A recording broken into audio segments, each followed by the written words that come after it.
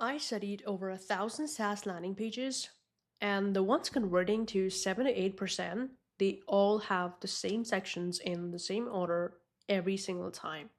So today, I'm going to give you the exact blueprint, every section, what goes inside, and why it's in that specific order. So you can look at your page and immediately know what's broken.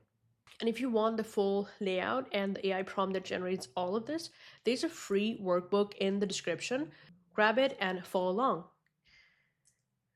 All right, section 1 is going to be our Navbar, and you can see it's like quite simple. We have the logo on the left, and then we have 3 to 4 links in between, and then we have the CTA at the right. And the mistake that I see people make is they put 7 to 8 links. They bombard the entire navbar with so many links. And that's not navigation. Like, you're not making a menu of a restaurant, for God's sake. Keep it tight. The navbar's job is not to distract people from the hero. So we're coming to section 2, which is going to be our hero section. And this is the most important section of a landing page. Your hero need to pass 5-second test when the visitor lands on your page. In that 5 second, can they answer, what does the company do? Why should I care? And what do I do next? If any of those are unclear, they're gone. Here's what goes in it. Headline, 8 words max. Attack the #1 pain point of your target customer. Do not make it cute with AI words, like AI workflow, AI builder, AI tool. Yes, you can use that, but like, what is the problem your tool is solving? Make sure you add that. Second, we have the subheadline, which shows the transformation, where they are now, which is they're in pain, and where will they be after using your product. So we're showing this transformation. Then we have the primary CTA. And do not use learn more. You can use something like start free trial, book a demo, or something like that. And then we have the secondary CTA, which is going to be for people who aren't ready to buy. And it can be a video, can be a case study, something like a low commitment. Then we have the social proof bar right below the hero, like 5, 6 logos. And then keep it simple. It's just like a quick credibility hit before they scroll deeper. All of this is your hero section. Then we come to problem section, which is going to be your pain points. This is where most pages completely fall off. The framework here is PASS, which is problem, agitate, and solve. So problem is going to be name the problem. Agitate is like twist the knife. Once you're inside the wound, like twist the knife. And then solve is introduce the fix, which is how your product is going to solve their problem. So 3 pain points written in you language, in their language, not your language, right? And make it visceral. Make the visitor go, that's literally me right now. That's the feeling you want. And then transition smoothly into your solution section, which is our next section. 3 features, but here's the rule. You're going to describe the solution as the outcomes, not features. So you're going to have feature name, 3 words max, and a description, which is going to be 15 words or something. 2-3 lines is good. And then illustration per feature to explain it, because you don't want to overload them with text. People love visual explanation. So make sure you're easily explaining your product via visuals. Every feature is going to be a bridge, like I said, from the pain to where they want to be. So you want to make sure that bridge is there. Now, section 6 is going to be our how it works section. 3 steps, verbs plus outcomes. That's it. Make the process feel effortless. If your 3 steps look complicated, you're going to lose them. So don't make that mistake. Section 7 is going to be your testimonials. Now, you want to make sure you're specific here. Do not add cat pics. This is an example. Okay.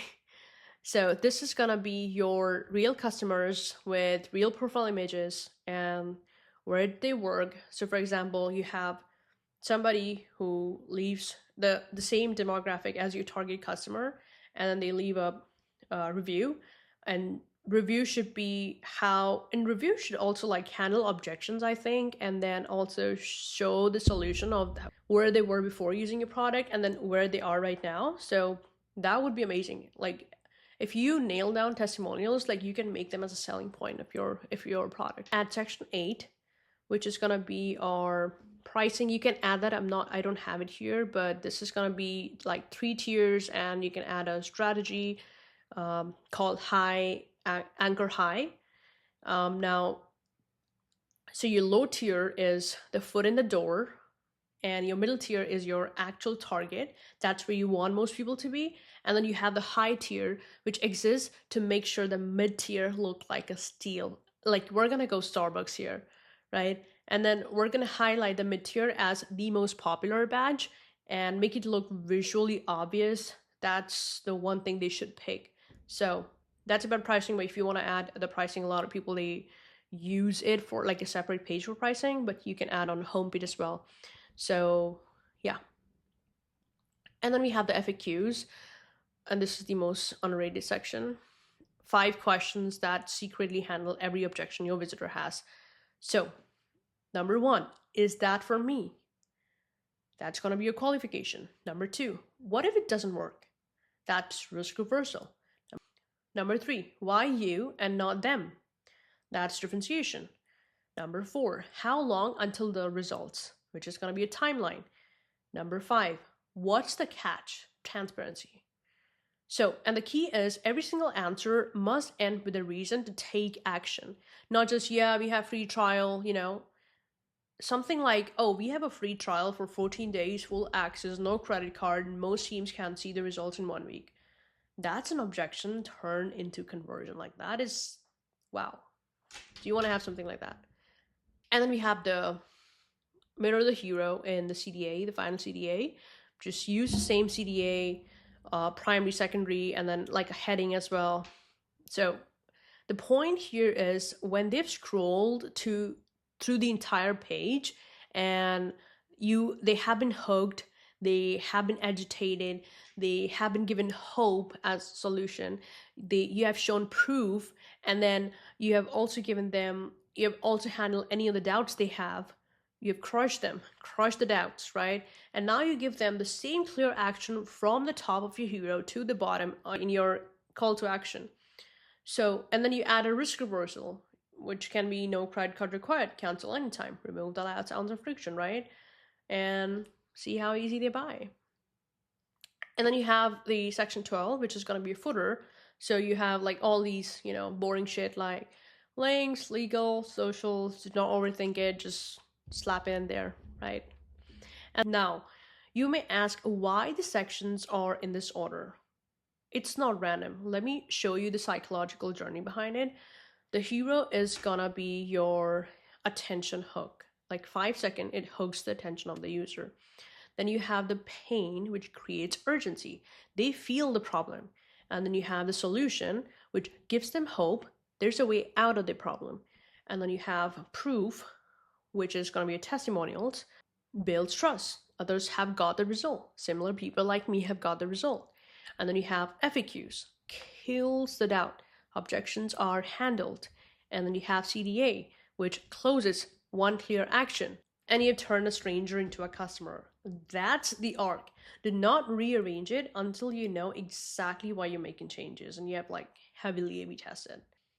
Now I'm going to give you like 6 design rules for 2026 before we wrap. Number 1 is make sure it's mobile first. 60 to 80% plus of your traffic is on phone. Design for thumbs, okay? Number 2, 1 CDA per section. Multiple CDAs are same as no CDAs. Number 3, white space is trust. Cram pages look cheap. 80 to 100 pixels between section minimum, okay? Number 4, speed kills bounce. Every second of a load time is a 7% drop in conversion. Compress images. Number 5, micro interaction. Scroll trigger animation on key section, like subtle, and never autoplay videos. People don't like it. Number 6, sticky CDA on mobile. Fix the bottom bar, always visible, like always converting. So that's the entire blueprint, and 12 sections. You have the entire framework behind each one and the psychology that ties it all together.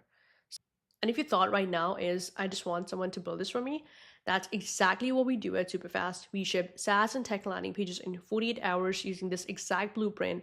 Free strategy call, link in description. So if you like this video, drop a comment and tell me which section of this blueprint is your landing page missing. Share this with your founder friends who keep asking you why my page is not converting. And subscribe. I'll be back with more videos. Peace.